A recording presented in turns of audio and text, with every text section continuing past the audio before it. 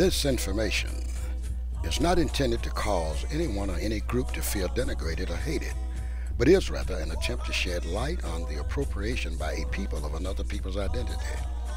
It is also about the people that are in possession of that stolen identity and have practiced a role and worn the mask so long they have come to believe it is their true identity. I suspected even before I began research on this subject that because of the subject matter, some people were going to feel anger, not only about what I say or how I say it, but because I have the audacity to raise this particular subject into discussion.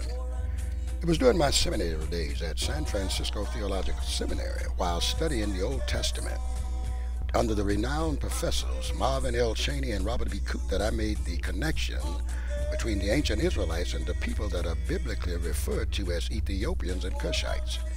It was during this period I was motivated to do outside research on the ancient history of the geographical area assigned for their origin, commonly referred to as the Middle East, and in the process uncovered information that indicated a direct racial, ethnic, and religious connection of the biblical Israelites with the people Europeans defined as Africans. It was the Greeks who named the continent Africa. I believe in the tradition that teaches know the truth, and the truth shall make you free. I want to be free, and I want my people to be free. I believe one of the major oppressors in the lives of all the descendants of Africa throughout the diaspora is the darkness enclosed within their minds that conceals their historical and biblical identity and heritage. The information in this book is concerned with a small but very significant topic within biblical traditions that relates directly to our subject. Consequently, this is an effort at interpreting and explaining the text displayed in Genesis the 15th chapter and 13th verse.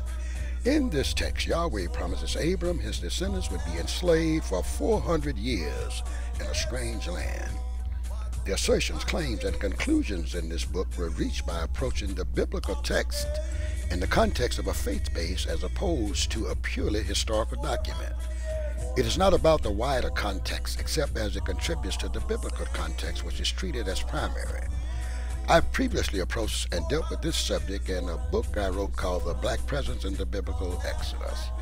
The information herein may come off as redundant at times. However, I believe the utilization of repetitions usually assists the receptive mind with its imprinting on the subject matter. The information in this book is primarily intended to act as a tool that would help forge a new world based on righteousness. It is not about the historicity of the textual tradition, because it could be as Voltaire or Napoleon claimed, quote, history is a lie agreed on by all, unquote. But rather, this is an attempt at deconstructing influential racist, religious, ideological propaganda, and hopefully in the process assist in righting a horrendous wrong that a people has been and are experiencing because of the conniving, thievery, and deception of others.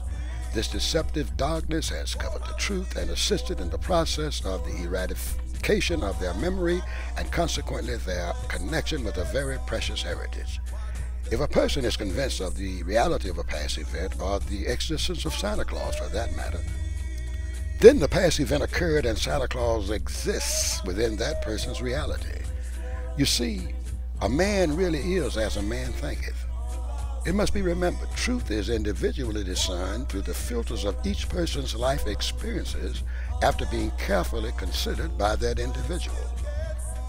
My intent in addressing this subject is to expose some of the propaganda, lies, and misconceptions that undergird and provide support for the theological and historical justification for the oppression and destruction of black people.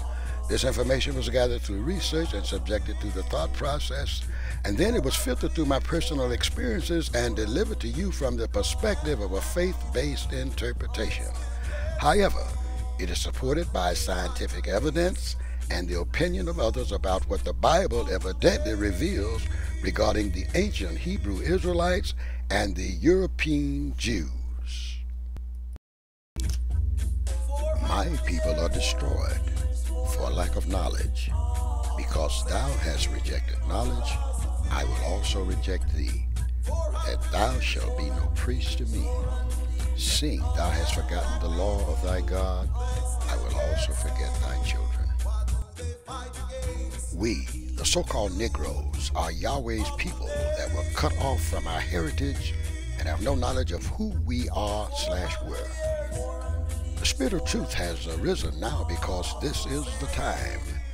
Truth suppressed shall always be resurrected when those forces that suppress and repress it are prompted by the powerful dynamics of the thirst for information and knowledge that rolls the stone away that covers the mind and shuts out the light.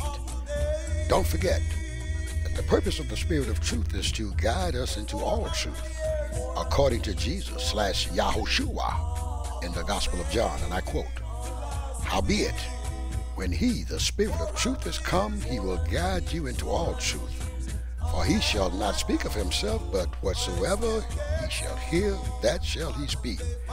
And he will show you things to come." That's John, the 16th chapter and the 13th verse.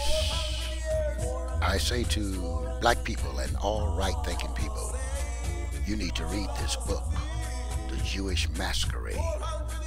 You may order it from John Brinson, Post Office Box 5093, Richmond, California 94805.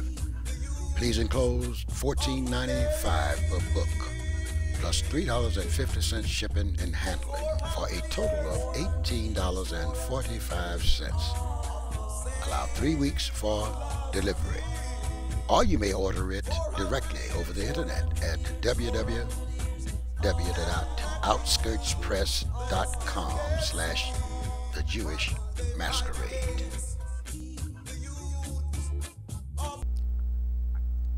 Let's get it together, black people.